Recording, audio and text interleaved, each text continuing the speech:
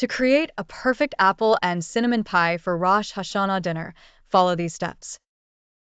Ingredients. For the crust, 2 cups of flour, half a cup of cold cubed butter, a quarter cup of sugar, 1/4 teaspoon of salt, 1 egg, 4 to 5 tablespoons of cold water.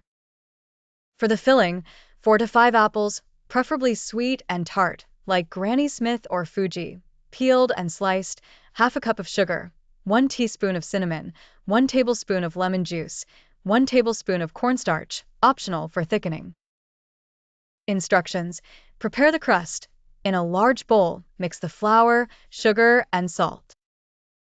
Add the cold butter and mix with a fork or your fingers until the mixture resembles coarse crumbs. Add the egg and 4 tablespoons of cold water. Mix until a dough forms.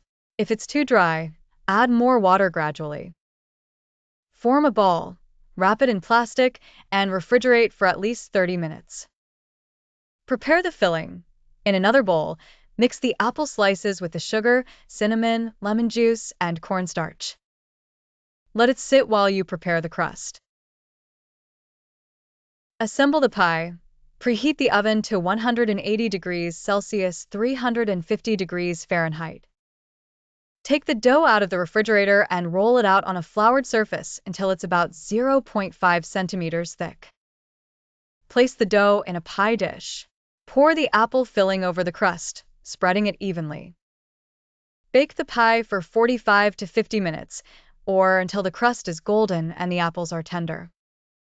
If the edges brown too quickly, cover them with aluminum foil. Serve. Let it cool slightly before slicing. You can serve it plain or with a scoop of vanilla ice cream.